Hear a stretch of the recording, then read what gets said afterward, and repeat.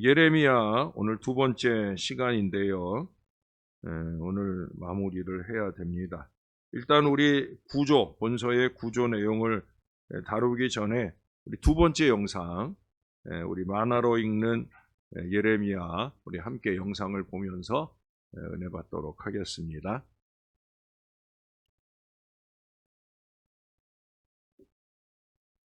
예레미야서.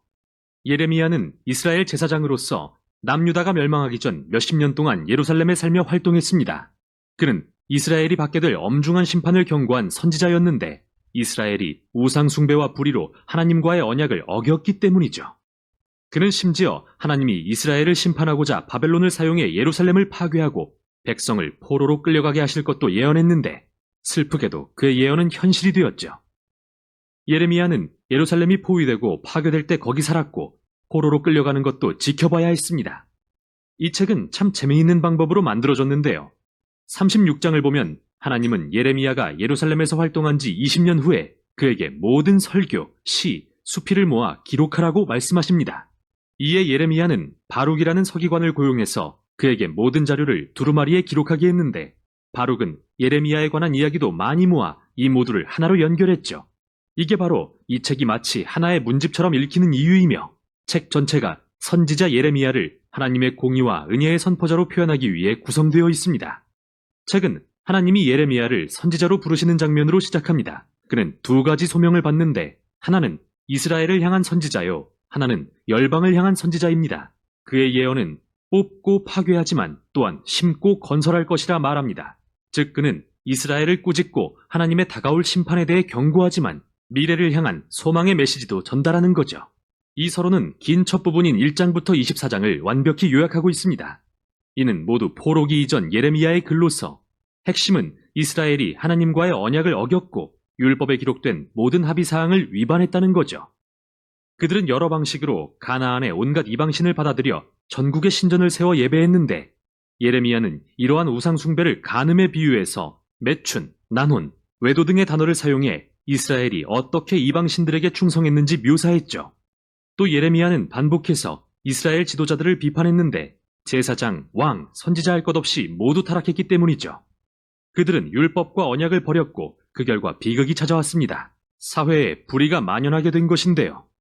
이스라엘에서 가장 취약한 계층인 과부와 고아, 이민자들이 유린당했는데 이는 명백히 율법에 어긋난 것이었지만 이스라엘 지도자들은 신경조차 쓰지 않았죠. 이런 모든 문제가 집약된 곳이 바로 7장입니다. 예레미야의 성전 설교로 불리는 장이죠. 이스라엘 백성은 아무렇지도 않은 듯 하나님을 예배하러 성전에 나오지만 실상 성전 밖에서는 이방신을 예배하고 있습니다. 심지어 어떤 이들은 끔찍한 가나안 풍습을 따라 자녀를 희생제물로 삼기도 했죠. 결국 예레미야는 누구나 듣기 싫어하는 말씀을 선포하게 됩니다. 이스라엘의 하나님이 심판하실 거라는 것이죠. 북쪽으로부터 적을 보내 성전을 허물고 이스라엘을 벌하실 것이라고 말합니다. 이들은 하나님이 예루살렘을 정복하도록 허락하신 군대였는데 읽다 보면 그 군대가 바로 바벨론 제국이라는 걸 알게 됐죠. 그러다가 25장에서 장면이 전환됩니다. 이스라엘은 하나님께 돌이키지 않았고 결국 바벨론에 새로 즉위한 느부갓네살 왕 첫 해에 하나님은 예레미야에게 바벨론 군대가 이스라엘과 주변 모든 민족을 정복하고 70년 동안 포로 삼을 것임을 선포하라고 하시죠. 그는 바벨론을 이스라엘의 불의와 우상숭배에 대한 하나님의 진노가 가득 찬 포도주 잔에 비유하는데 하나님은 이스라엘과 모든 민족이 이 잔을 마시게 하실 것입니다. 이 장이 이 책의 구성에서 핵심인 이유는 다음에 올 내용이 모두 바벨론의 공격에 초점을 맞추고 있기 때문이죠. 26에서 45장까지는 이스라엘, 46부터 51장까지는 다른 민족에 대한 공격입니다. 이스라엘에 대한 내용의 앞부분에서 예레미야는 이스라엘이 돌아오기를 애원하고 마지막 순간까지 경고하지만 이스라엘 지도자들은 끝까지 거부합니다. 이 내용의 뒷부분은 여러 이야기로 이루어져 있는데 예루살렘이 바벨론에 포위되어 결국 멸망하는 모습, 또 예레미야가 그 시간 동안 박해받는 모습, 그리고 그의 의지와 상관없이 이스라엘 반역자들에게 납치되어 이집트로 끌려가는 모습이 그려집니다. 그런데 바로 여기 재앙과 심판의 어두운 이야기 한가운데 이스라엘의 미래에 관한 소망의 메시지가 있습니다. 예레미야는 신명기 30장의 모세의 설교를 인용해 이스라엘이 하나님과의 언약을 어기고 포로로 끌려가지만 하나님은 자기 백성을 포기하지 않으실 거라고 말합니다. 오히려 하나님은 언약을 새롭게 하사 그들의 마음을 변화시키실 것이라고요. 예레미야는 이 언약을 발전시켜 하나님이 언젠가 토라의 율법을 돌판이 아니라 그들의 마음에 새기실 거라고 말하죠. 또 하나님은 그들의 불순종을 돌이키사 언젠가 진정으로 하나님을 사랑하고 따르게 하실 것이며 언젠가 이스라엘은 그 땅으로 돌아올 것이고 다윗의 가문에서 메시아가 나실 텐데 그때에는 열방이 이스라엘의 하나님을 참 하나님으로 인정하게 될 것입니다. 여기서 우리는 이스라엘의 반역에도 불구하고 하나님은 죄로 그들을 최종 심판하지 않으시고 오히려 그분의 신실하심으로 무슨 일이 있어도 언약의 말씀을 성취하신다는 걸 알 수 있습니다. 다음에 나오는 여러 시들은 하나님이 바벨론을 이용해서 이스라엘 주변 민족들을 심판하시는 모습을 묘사하는데 이집트, 블레셋, 모압, 에돔, 암몬, 다메섹, 하솔 등이 나온 후 놀랍게도 맨 끝에 숨겨진 가장 긴 시는 바벨론에 대한 하나님의 심판에 관한 것입니다. 하나님은 공의를 실현하기 위해 이 민족을 사용하셨지만 그들의 폭력과 우상 숭배를 인정하지는 않으시죠. 즉, 바벨론 역시 하나님의 공의로 심판받게 될 것입니다. 예레미야는 또한 이 민족의 교만과 불의를 비난하는데요. 여기에 등장하는 바벨론의 위세는 대단한데 이는 창세기 11장의 바벨의 이미지를 떠올리게 하죠. 바벨론은 반역한 민족의 전형으로서 부와 전쟁으로 영광을 누리지만 결국 하나님은 그들이 멸망에 이르도록 하십니다. 이 책은 열왕기하의 마지막에 나왔던 이야기로 마무리됩니다. 바벨론의 마지막 예루살렘 공격에 관한 것으로서 어떻게 성벽을 파괴하고 성전을 불태웠으며 백성들을 포로로 끌고 갔는지 묘사하죠. 이 이야기는 예레미야가 1장부터 24장에서 경고했던 심판이 어떻게 성취되는지 보여줍니다. 그런데 이 장은 포로로 사로잡힌 이스라엘 왕 다윗의 후손인 여호야긴에 대한 짧은 이야기로 끝이 나는데 바벨론 왕은 그를 감옥에서 풀어주고 호의를 베풀어 평생 동안 왕의 식탁을 누리도록 허락하죠. 이 책은 이렇게 끝이 납니다. 아주 작고 희미한 소망의 빛이지만 30장부터 33장에 나온 예레미야의 소망의 약속을 기억하게 하죠. 하나님은 그의 백성을 버리지 않으셨고 다윗 가문에서 오실 메시아의 약속도 잊지 않으셨다는 걸요. 이 책의 대부분이 경고와 심판으로 가득 차 있지만 마지막은 미래에 대한 소망으로 끝이 납니다. 이것이 바로 예레미야서입니다. 예. 오늘도 우리가 자주 보게 될 단어 하나가 있어요. 그게 뭐냐면 공의라고 하는 단어예요. 하나님의 공의, 공의. 결국 심판의 근거는 하나님의 공의에 있어요. 우리가 예수 그리스도 그분 안에 있는 두 측면, 특히도 초림 예수보다 다시 오실 예수님에게 나타나는 두 측면, 그것은 공의와 사랑이죠. 공의는 결국 예수 믿지 않는 인생들에게 심판을, 또 사랑은 예수 믿는 모든 인생들에게 구원과 소망의 은혜를 더해 주시죠. 그것은 예레미야 예언 사역들을 이어가는 모든 기간 동안에도 마찬가지예요. 끊임없이 하나님의 공의를 선포하고 말할 수밖에 없어요. 그게 하나님의 입술이 되어서 쓰임받는 사람의 사명이에요. 결국 그 공의를 선포하는 사명 때문에 예레미야가 많은 핍박과 어려움을 만나지만 그럼에도 불구하고 말하지 않고는 가슴이 불붙는 것 같아서 견딜 수 없는 마음, 그 마음을 가지고 온전히 헌신하는 예레미야의 모습을 우리들에게 보여줍니다. 그리고 그 예레미야의 그런 공의에 근거한 심판의 선언들은 그걸로 끝이 아니라, 그러니까 말미에도 말한 것처럼 소망, 다시 돌아오게 하리라 하는 소망의 말씀에 근거한다 말할 수가 있겠습니다. 이 예레미야서의 구조는 우리가 지난주에 1장을 봤죠. 1장에서는 선지자를 부르시는, 1장에 보면 아까도 중요한 언급을 했어요. 선지자를 부르셔서 모세 쓰려고, 거기 선지자를 부르셔서 무엇에 쓰려고 하는 말씀을 말씀했지요. 뭐예요? 뽑고 파괴하며 파멸하고라는 거예요. 파멸하고 넘어뜨리며라고 하는 거예요. 이 공의의 근거에서 하나님의 심판의 선언, 심판의 사명을 감당하는 것이고요. 거기서 끝나지 않고 건설하고 심게 하시는 하나님의 소망과 구원에 대한 그 예언 사역을 위해서 하나님께서 예레미야를 부르시고 사용하시는 말씀을 우리들에게 보여주고 있습니다. 그리고 이제 2장부터 38장 또는 39장까지가 유다와 예루살렘의 멸망까지의 예언하는 말씀들이 쭉 이어집니다. 그리고 이제 40장부터는 그 멸망하는 가운데서 구원받은 사람들, 구원받았다기보다는 이제 애굽으로 피난 가서 살게 된, 그때 예레미야도 어떻게 보면은 납치 가까운 그렇게 해서 끌려가게 되는데, 그렇게 해서 잠시 살아나게 되는 그런 내용들이 이어지고요. 45장부터 51장까지가 아까 8개의 소국하고 마지막 하나 바벨론 제국의 멸망까지 해서 모두 9개 나라에 대한 이방 나라들에 대한 예언의 말씀이 선포가 됩니다. 그리고 이제 에필로그 같이 52장의 멸망에 대한 생생한 내용과 함께 멸망당해 포로로 끌려간 여호야긴 왕이 어떻게 대접을 받으며 인생을 마무리하게, 시드기야 왕이 인생을 마무리하게 되는지를 우리들에게 보여줍니다. 1장부터 39장 예루살렘의 멸망 전의 이야기들이 쭉 이어집니다.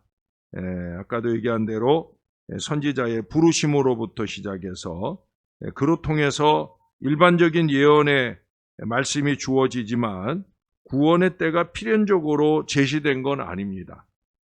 오히려 21장에서 39장까지 특별한 예언이 나타나 있고, 그 사이에 좀 이따가 보겠지만 30장부터 33장까지 새 언약의 말씀들이 나타나고 있습니다. 어떻든 그 말씀들이 심판이 되었던, 구원이 되었던 여호와의 말씀임을 매번 강조하는 내용들이 나와요. 우리 24장을 한번 볼까요?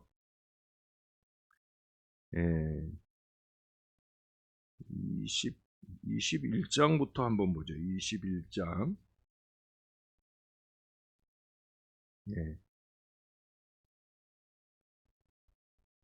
21장 1절을 보세요. 여호와께로부터 예레미야에게 말씀이 임하니라.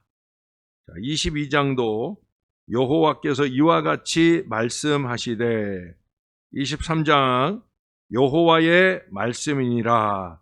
이렇게 계속 하나님의 말씀이라고, 어느 순간 어떤 모양의 말씀이든지 간에 매번 이 말을 강조해요. 하나님의 말씀이다. 여호와의 말씀이다. 여러분 언제나 잊지 마세요. 언제나 모든 말씀은 하나님의 말씀이에요. 하나님의 말씀이에요. 우리가 항상 그런 두렵고 떨리는 마음으로 들어야 되는 거예요. 시기는 각기 다를 수 있어요. 여기도 보면 24장 1절을 한번 볼까요? 24장 1절.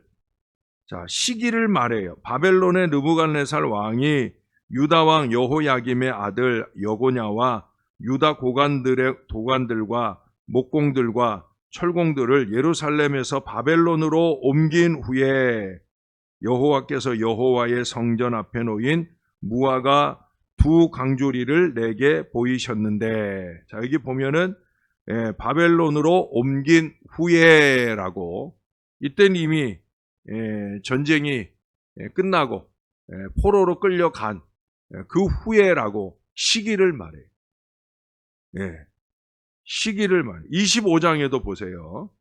유다의 왕 요시야의 아들 여호야김 넷째 해 곧 바벨론의 왕 느부갓네살 원년에 유다의 모든 백성에 관한 말씀이 예레미야에게 임하니라. 제가 지난주에 서두에 말씀드렸던 거 기억나세요?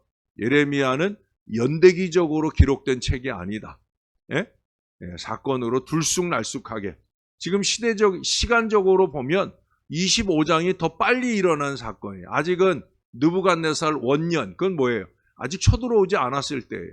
근데 24장에서는 오히려 멸망당한 다음, 포로로 끌려간 후에라고 말씀하고 있어요. 그러니까 이런 것들로 봐서 들쭉날쭉하는 거예요. 매 장 첫머리에 때를 말하고 있어요. 어떤 때였느냐? 때 26장도 마찬가지. 26장도 그렇죠. 1절에 보세요.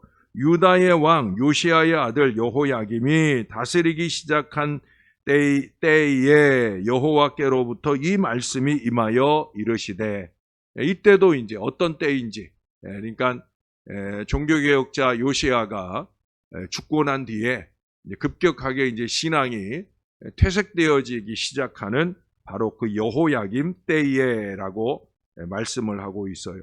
27장까지만 한번 더 볼게요. 유다의 왕 요시야의 아들 여호야김이 다스리기 시작할 때에 여호와께서 말씀으로 예레미야에게 임하시니라. 이렇게 끊임없이 매 장 첫머리에 그 때가 어떤 때인지, 각기 때와 시기, 모양은 다르지만 무엇이 선포된다고요?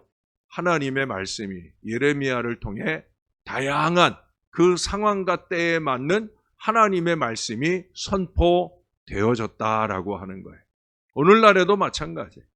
오늘날에도 하나님이 우리에게 말씀을 주시는 때, 비록 상황과 환경은 다를 수 있어요. 그러나 한 분 하나님께로부터 주어지는 말씀이다 하는 사실을 우리가 잊지 않고 기억하면서 그 하나님의 말씀을 두렵고 떨리는 마음으로 받아야 할 이유가 여기에 있다 하는 겁니다. 자,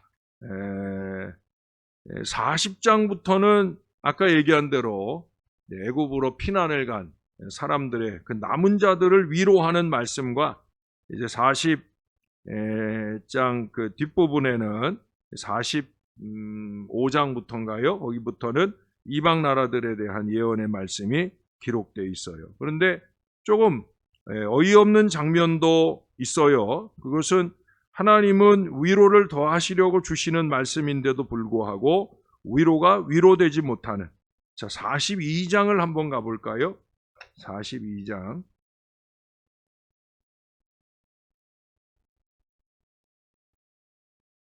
예, 42장 2절 말씀을 한번 볼게요.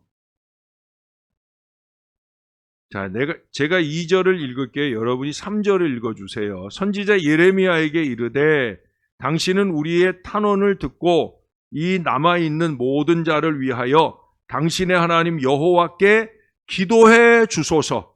당신이 보는 바와 같이 우리는 많은 사람 중에서 남은 적은 무리이니.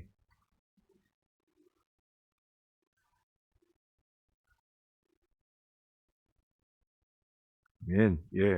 첫 번째 부탁은 뭐예요? 기도해 주소서라고 하는 것이고요. 3절에서는 뭐예요? 갈 길을 보여주소서, 갈 길을 보이소서 하는 말씀이에요. 거기서 끝나지 않고요. 4절에 보니까 선지자 예레미야가 그들에게 이르되 내가 너희 말을 들었은즉 너희 말대로 너희 하나님 여호와께 기도하고 무릇 여호와께서 너희에게 응답하시는 것을 숨김없이 너희에게 말하리라. 자, 지금 앞에서 이 백성들이 원하는 바대로 예레미야가 하겠다는 거예요? 안 하겠다는 거예요? 어려운 질문 아닌데. 네, 하겠다는 거잖아요. 그렇죠? 그래, 너희가 말하는 대로 내가 기도하고 하나님이 말씀하시면 내가 말씀하신 대로 내가 너희들에게 말해줄게 라고 말하는 거예요. 자, 그러자 거기 5절에 보세요. 5절 하반절에 보면 뭐라고 얘기하냐면 여호와께서 당신을 보내사 우리에게 이르시는 모든 말씀대로 행하리이다. 말씀대로 행하리이다. 오늘 새벽에 오신 분들은 비슷한 표현을 보죠? 예? 오늘 아침에도 이 표현 봤어요? 못 봤어요? 또 잊어버렸구나? 예, 8절에서 봤잖아요. 예? 8절에서. 예, 하나님이 무슨 말씀을 하시든지 이르신 말씀대로 행하리이다. 라고 말해놓고는 뭐 했다고 그랬어요? 모세가 십계명 받으러 올라간 사이에 아래에서 뭐 했다고요? 금송아지 만들었잖아요. 금송아지. 예? 모세 앞에서는 예, 말씀대로 우리가 할게요 해놓고는 뒤에 가서 딴짓거리 했단 말이에요. 자기들 맘대로, 자기들 생각대로. 예? 금송아지 우상을 만들어. 자기들 생각에는 그 금송아지 우상을 만든 것이 그게 금송아지가 하나님이다. 우리는 하나님께 제사하고 하나님 앞에 즐거워하는 것이다. 그건 또 자기 생각이고 자기들 생각이고 하나님 생각이에요?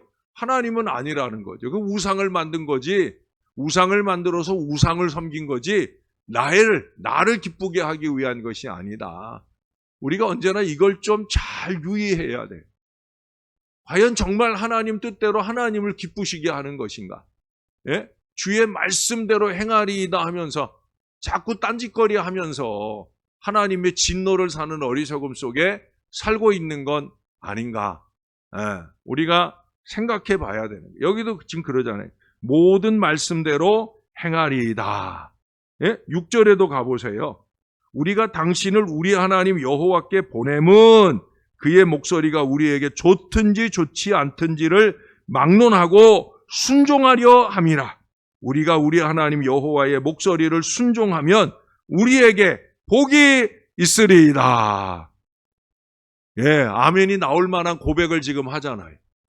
예? 대단히 중요한, 대단히 훌륭한 고백을 하는 거예요. 이 고백대로라면 이 남은 자를 통한 하나님의 위대한 구원의 역사가 펼쳐졌을 거예요. 그런데 안타깝게도 그렇지 않아요. 7절 이하에 여호와의 말씀이 기도하는 예레미야에게 부어집니다. 예, 기도하는 예레미야에게 하나님의 말씀이 오는 거예요. 그런데 그 말씀들을 쭉 말씀을 받고 여러분 미리 전제하는 내용이 있어요. 예, 거기 뒤에 20절을 한번 가볼까요? 너희가 너희 하나님 여호와께 보내며 이르기를 우리를 위하여 우리 하나님 여호와께 기도하고 우리 하나님 여호와께서 말씀하신 대로 우리에게 전하라. 우리가 그대로 행하리라 하여 너희 마음을 속였느니라. 예, 안타까운 선포를 하고 있어요. 제가 좀 마음이 급해서 여길 먼저 봤는데 왜 먼저 봤느냐? 먼저 봤다고 표현을 했느냐? 자, 43장을 가볼까요? 43장 2절에 그 43장 1절에 보면은 그들에게 이르신 이 모든 말씀을 말하기를 마치니 예레미야가 하나님께 말씀 받아와가지고 이스라엘 백성들에게 말한 거예요. 그 말하기를 마치자마자 2절에 뭐라고 그래요? 호사야의 아들 아사랴와 가레야의 아들 요하난과 모든 오만한 자가 이 사람들이 뭐냐면 그 앞에 1절 이하에도 이 이름들이 1절 이하에도 이 이름들이나 1절에도 거기 보세요. 모든 군대의 지휘관과 가레야의 아들 요하난과 호사야의 아들 여사냐와 백성의 낮은 자로부터 높은 자까지 다 나와. 지금 그 사람들이에요. 똑같은 사람들이에요. 근데 똑같은 사람들이 뭐라고 그러느냐? 그들이 지금 뭐라고 말해요? 내가 거짓을 말하는도다. 누구에게 하는 말이에요? 예레미야에게 하는 말이에요. 지금 거짓을 말하는도다. 아니 자기네들이 하나님 말씀 받아가지고 와라. 그 말씀 받아가지고 오면 우리가 다 순종하여 행할 거다. 아주 강력하게 그들이 약속을 했어요. 예레미야가 시켜서 했어요? 아니에요. 본인들이 자발적으로 했어요. 근데 그 말씀을 예레미야가 하나님께 받아서 그대로 전한대. 말씀을 마치자마자 뭐라고요? 내가 거짓을 말하는도다. 거짓을 말하는도다. 제가 어이없어서 잘못 썼어요. 거짓을 말하는도다라고 그렇게 말하는 것을 보게 됩니다. 거짓을 누가 말해요? 이제 이 대목에서 제가 20절, 그 앞에 42장 20절을 읽으려고 했던 건데, 거기 보면, 우리가 그대로 행하리라 하여 너희 마음을 속였느니라. 자, 거짓말은 누가 했던 거예요? 자기들이 거짓말을 해놓고, 마음으로는 좋은 말이면 우리가 듣고 그대로 복을 받겠지만, 우리에게 힐난하는 말씀이면 우리가 안 받을 마음을 이미 속였다는 거예요. 마음을 이미 그렇게 먹고 있으면서 겉으로는 아이고 말씀만 하세요. 제가 다 듣겠습니다라고. 누가 다 안다는 거예요? 하나님은 벌써 다 아시는 거예요. 너희 마음을 속였다. 너희가 내 앞에서 뭐 다 행하느니 어쩌느니 했지만 야 너희가 마음 다해서 그 고백을 한 것이 아니라는 걸 누가 안다고요? 하나님이 아신다고. 21절도 보세요. 너희 하나님 여호와께서 나를 보내사 너희에게 명하신 말씀을 내가 오늘 너희에게 전하였어도 너희가 너희 하나님 여호와의 목소리를 도무지 순종하지 아니하였은즉 너희가 가서 머물려고 하는 곳에서 칼과 기근과 전염병에 죽을 줄 분명히 알지니라. 결국 자기들이 기대했던 복된 말씀이 아니다 보니까 이렇게 거부감이 나타날 수도 있었겠지만 어떻든 그들은 이미 출발부터 자기들 마음을 속이면서 그렇게 행하고는 결국 이와 같은 어리석음을 범하게 되어지더라 하는 거예요. 여러분 신앙생활은 제가 늘 강조하잖아요. 뭐라고 강조를 해요? 말씀을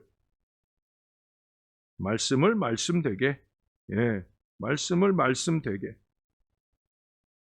또 기도를 기도되게. 앞에서 하는 기도와 뒤에서 사는 삶이 다르면 안 된다는 거예요. 앞에서 하는 하나님의 말씀과 그 말씀을 살아내는 노력들이 다르면 안 된다는 거예요. 그건 목회자들만 해당되는 얘기가 아니에요. 우리 모두가 다 마찬가지예요. 말씀을 말하는 자건 말씀을 듣는 자리에 있는 사람이건 다 똑같은 거예요. 말씀을 말씀되게, 기도를 기도되게. 기도는 남들 듣기 좋게 잘 해놓고는 그 기도와 상관없는 삶을 산다고 하는 것은 이것은 자기를 속이는 거예요. 자기를 속일 뿐만 아니라 감히 누구를 속이려고 드는 거예요? 하나님을 속이려고 드는 거예요. 하나님의 공의가 그걸 그냥 용납하지 않으신다는 걸 우리가 잊지 말아야 되는 거예요. 여기 분명히 얘기하잖아요. 말씀이 말씀되게, 기도가 기도되게. 그러려고 하면 우리의 마음을 속이면 안 되는 순종의 다짐을 온전하게 지켜낼 수 있어야 되는 거예요. 예언서에서 중요한 것은 사실 메시아예요. 메시아 예언입니다. 우리가 이사야서에서도 많은 부분을 예수님 예언에 대한 말씀들을 주로 들었잖아요. 여기도 마찬가지예요. 예레미야에 나타난 메시아에 대한 예언입니다. 23장으로 가볼게요. 23장. 23장 1절부터 한번 볼까요? 1절부터 뒷부분에 가서 좀 보기도 할 텐데 1절부터 아예 보지요. 23장 1절 1절 2절 여호와의 말씀이니라 내 목장의 양떼를 멸하여 흩어지게 하는 목자에게 화 있으리라. 그러므로 이스라엘의 하나님 여호와께서 내 백성을 기르는 목자에게 이와 같이 말씀하시니라. 너희가 내 양떼를 흩으며 그것을 몰아내고 돌보지 아니하였도다. 보라, 내가 너희의 악행 때문에 너희에게 보응하리라. 오늘 마침 리더 헬퍼들이 모이는 수요일인데 두렵고 떨리는 마음으로 들어야 될 말씀이에요. 목회자도 목자이고 또 여러분들 리더 헬퍼들도 목자예요. 크거나 작거나 목자들에게 주시는 아주 준엄한 말씀이에요. 양들을 흩어버리는 사람. 제가 또 이렇게 사랑방에 새가족들을 편성할 때 이게 전도해서 오신 분들 편성하는 건 어려운 일이 아니지. 왜? 전도한 그 사람의 사랑방에 보내면 되니까. 올해는 지금 올해는 스스로 온 사람들이 거의 지난주에 등록한 자매님까지 포함해서 올해는 다 전도해서 오신 분들이에요. 할렐루야. 스스로 오는 것도 감사한 일이지만 스스로 오는 것보다 목사 입장에서는 전도해서 등록되는 게 저는 더 좋아요. 그 전도해서 오면은 일단은 사랑방 편성하기가 좋잖아. 전도해온 그 사랑방에 보내면 돼. 근데 스스로 온 사람은 이거 제가 정해야 되거든요. 제가 집은 어디에 사는가, 사는 집이나 또는 직장 생활을 하느냐 안 하느냐 이런 것들도 판가름하고, 그리고 중요한 기준이 하나 있어요. 양을 자꾸 주면 잊어버리는 사람한테는 솔직히 안 주고 싶어. 그렇지 않겠어요? 양을 보내면 그 양을 잘 지켜서 교회에 잘 정착하도록 하는 그런 리더나 헬퍼들 아래 그 사랑방으로 보내고픈 마음이 솔직히 있어요. 그리고 저는 거의 그런 기준으로 보냅니다. 같은 지역에 사랑방이 겹쳐 있잖아요. 그렇잖아요. 제가 지금 솔직한 얘기를 하는 거예요. 뭐 나중에 여러분들이 저를 욕하고 비난해도 상관없어요. 실제로 그러니까 우리가 사랑방이 서로 겹쳐 있는 경우들이 많아요. 지금 많이 나눠져 있기도 하지만 지역으로 겹쳐 있는 경우도 있어요. 그렇게 겹쳐 있을 때는 제 기준은 그거예요. 양들을 맡겼을 때 이 양들을 잘 지켜내고 그리고 늘려가는 사랑방에 양을 맡겨요. 그 편성표에 보면은 거기에 양들이 많아가지고 편성포의 바닥에 끝까지 다 찼어도 어떻게 하든지 칸을 만들어 가지고라도 그 사랑방에 보내고 싶어. 왜? 그래야 양을 안 잃어버리니까. 왜? 저도 목자니까 양을 잃어버리면 안 되잖아요. 이 사랑방으로 보내면 뻔히 양을 아주 좋은 교인들이 왔는데도 그 사랑방에 가면 신기하게 몇 달 안 돼가지고 교회를 안 나와. 떠나버려. 거기를 어떻게 보내요? 못 보내지. 절대 못 보내지요. 전도했으면 할 수 없이 보내지만 제가 편성할 책임이 있을 때에는 솔직히 잘 안 보내요. 안전한데 보내서 잘 정착하고 믿음이 자라서 세례도 받고 또 이렇게 성장할 수 있는데 그런 곳에 보내게 되는 거예요. 왜? 목사가 내 양들이면서 목자 되는 사람들을 이 하나님의 보응을 받게 할 수가 없는 거예요. 저도 또 하나님의 보응을 받고 싶지 않아요. 최근에 우리 교회가 감사한 건 뭐냐면 작년 후반부터 해서 작년 전반기부터도 시작을 해서 정착률이 높다는 거예요. 할렐루야. 교회가 부흥하려면 이게 돼야 되는 거예요. 왔다가 나가고 이게 아니라 와가지고 잘 자리를 잡아가지고 뿌리를 내리는, 그것도 다른 교회에서 신앙생활 잘 하던 사람이 오는 것도 고마운 일이지만 저는 그보다 더 고마운 건 세 가지. 완전히 세핑 알아요? 옛날에 많이 쓰던 말이죠. 완전히 초짜. 우리 김태옥 성도님이라든지 우리 그런 교인들이 또 이인남 성도님이라든지 올해 이제 이분들 두 분이 세례 공부를 시작을 했는데 저는 이런 분들이 소중해요. 또 오랜 동안 교회를 안 다니고 있다가 다시 다니게 된 교회가 우리 신월제일교회. 그래서 여기서 다시 믿음의 뿌리를 잘 내리고 이전의 사명을 다시 이어받는.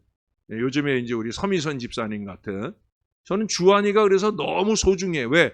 이 녀석이 교회를 다니겠다고 그래가지고, 그래서 엄마를 강제로 끌고 왔는데 그 엄마도 옛날 청년 때까지는 신앙을 가졌던, 세례도 받았던 그런 분이 이제 아들 따라서 나왔는데 지금 얼마나 열심히 나와요. 주일을 거의 안 빠지고 열심히 나오고 주중에도 보면 사랑방 모임에서도 열심히 참가를 하고.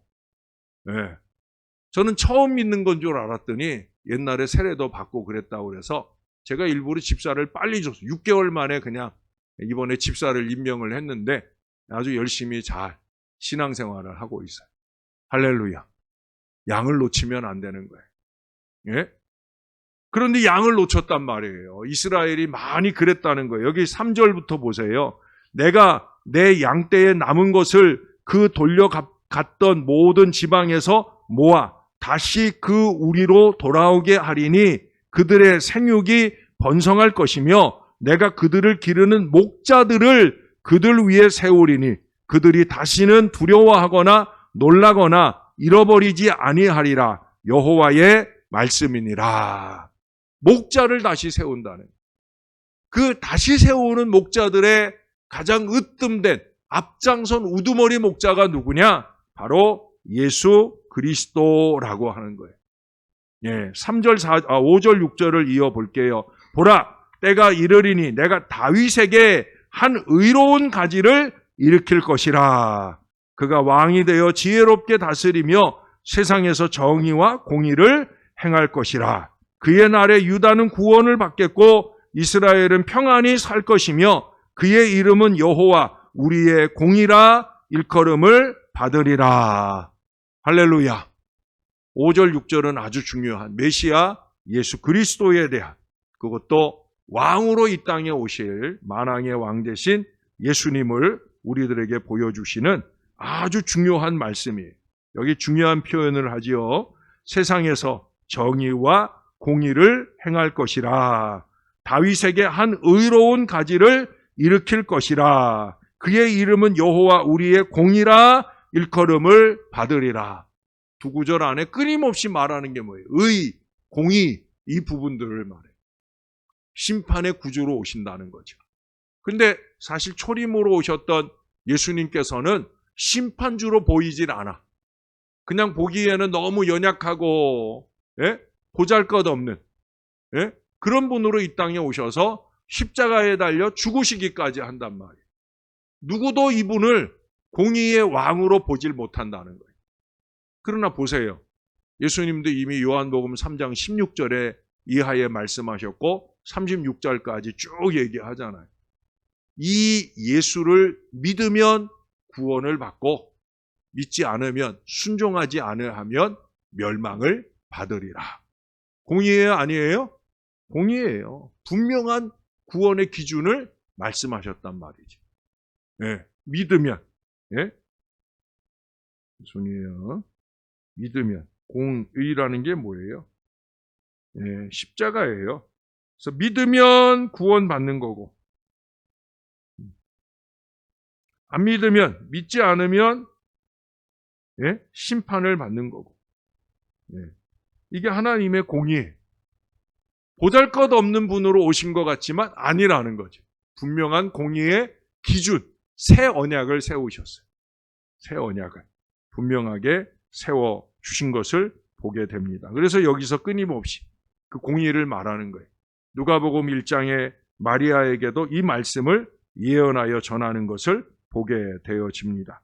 30장으로 가볼까요? 30장.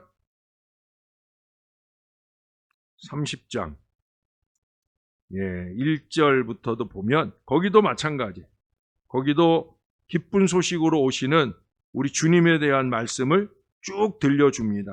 1절부터 10절까지 쭉. 예, 여기서도 중요하게 언급하는 게 3절에 보시면 거기 보라, 내가 내 백성 이스라엘과 유다의 포로를 돌아가게 할 날이 오리니 내가 그들을 그 조상에게 준 땅으로 돌아오게 할 것이니 그들이 그 땅을 차지하리라. 여호와께서 말씀하시니라.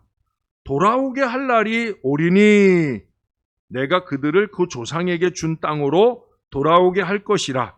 그들이 그것을 차지하리라. 이 구원의 역사를 이루신다는 것. 이것은 70년 만에 포로로 돌아오는 얘기일 수도, 또 2000년 전에 우리 예수님이 이 땅에 오신 얘기일 수도, 그리고 나중에 다시 오셔서 천년 왕국의 위대한 통치를 보여주시는 말씀일 수도, 어떻든 메시아 예수 그리스도, 그분이 구원자로 오셔서 잃어버린 땅을 회복하게 하는, 저와 여러분들에게 있어서는 새하늘과 새 땅에 영원한 천국에 이르게 하는 그 은혜를 주실 것이다 하는 바로 그 말씀을 우리들에게 들려줍니다. 33장으로 가볼까요? 15절에도 마찬가지 얘기를 합니다. 거기도 그날 그때에 내가 다윗에게서 한 공의로운 가지가 나와 나게 하리니 그가 이 땅에 정의와 공의를 실행할 것이라. 공의로운 가지를 나게 할 것이고 또 뭐라고요? 정의와 공의를 실행할 것이다 라고 말씀하고 있어요. 결국 이 가지라고 하는 것, 이것은 그리스도를 가리키는 거예요. 로마서 1장 3절에서는 혈통이라는 표현을 썼어요. 가지 대신에 혈통이라는 표현을 썼어요.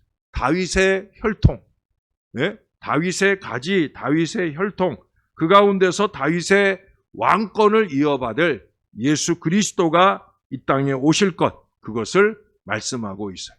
초림 예수는 말구육 가운데 나셨고 너무 연약한 모습으로 십자가에 달려 죽으셨지만 재림 예수는 강력한 왕권을 가지고 이 땅에 오실 거예요.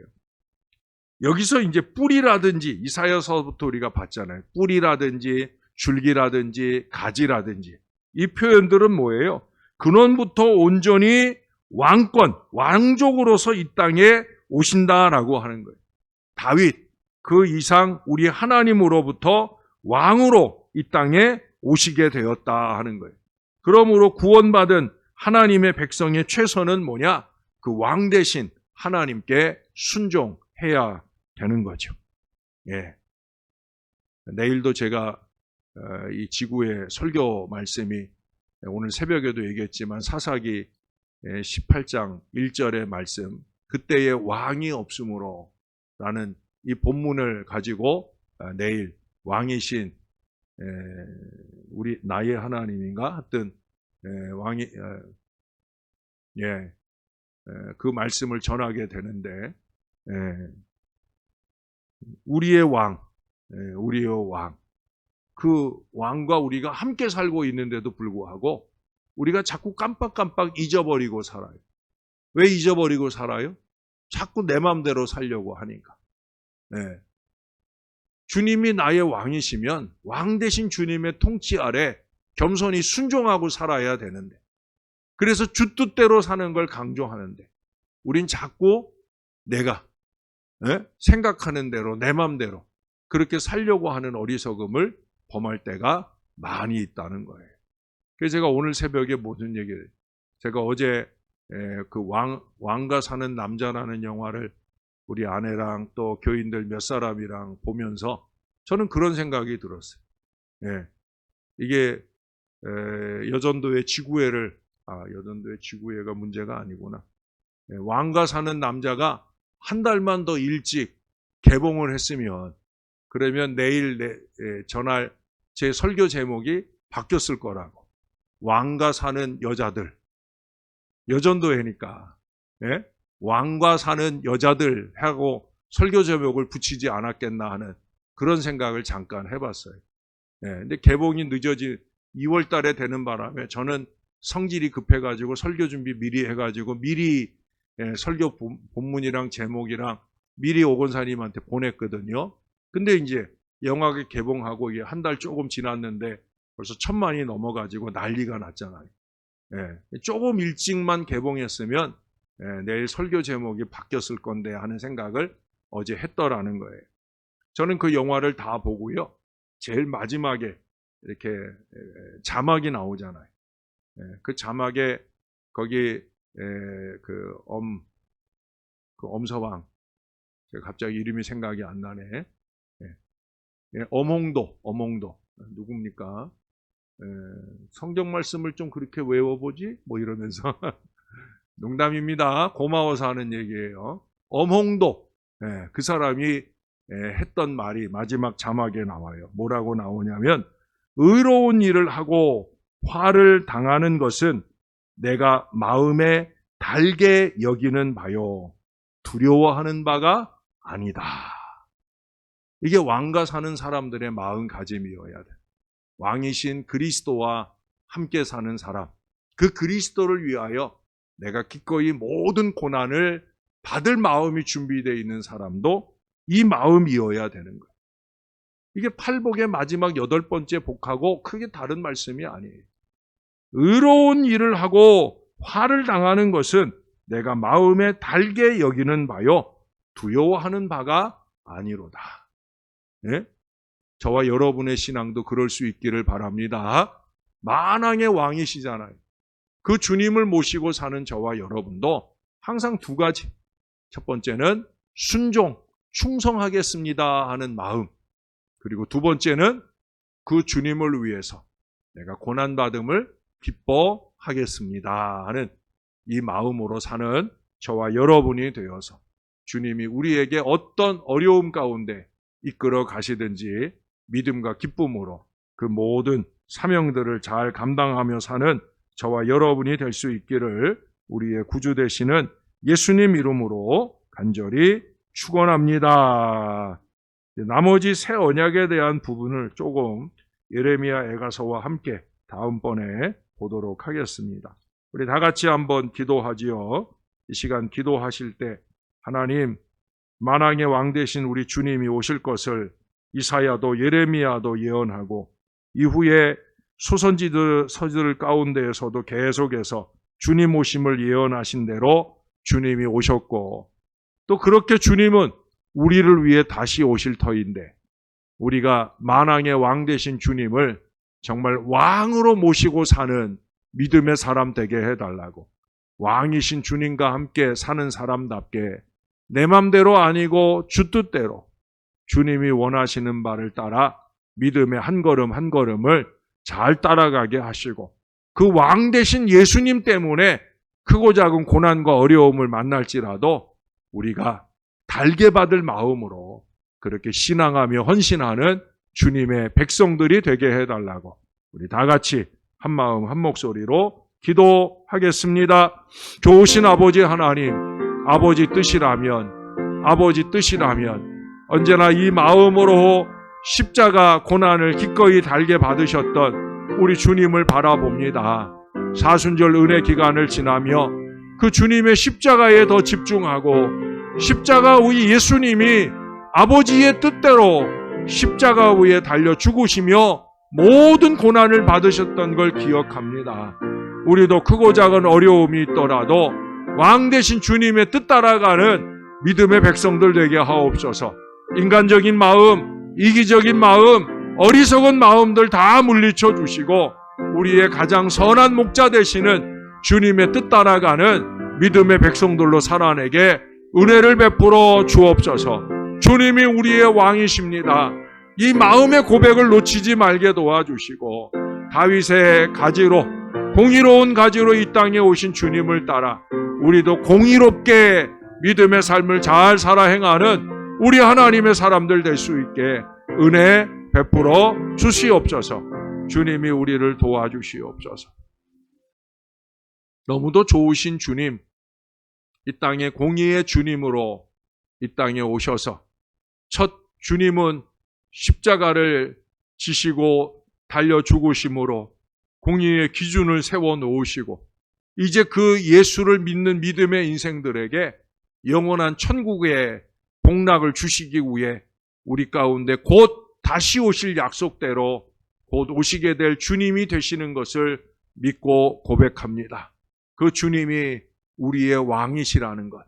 하나님, 어느 때든지 우리가 이것을 잊지 않고 살아가는 믿음의 사람들 되게 하여 주옵소서.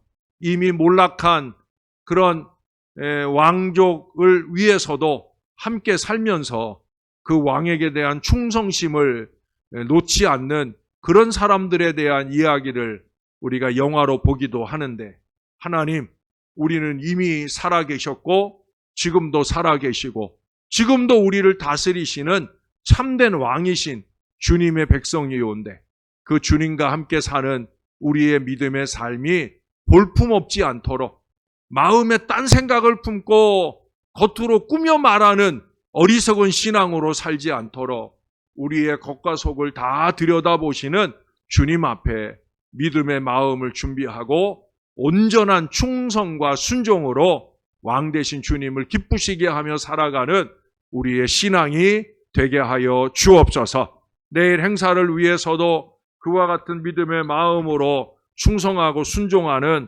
많은 손길들로 통해서 귀한 행사가 준비됩니다. 모든 순간을 통해 하나님 영광 받으시고 우리 신월 제1교회를 영화롭게 하시는 하나님의 은혜가 힘있게 나타나는 내일 하루가 되게 하여 주옵소서. 우리 하나님, 우리의 왕이 되어 주셔서 임마누엘로 우리와 함께 하심을 늘 감사합니다. 예수님 이름으로 기도합니다. 아멘. 하늘에 계신 우리 아버지, 아버지의 이름을 거룩하게 하시며 아버지의 나라가 오게 하시며 아버지의 뜻이 하늘에서와 같이 땅에서도 이루어지게 하소서.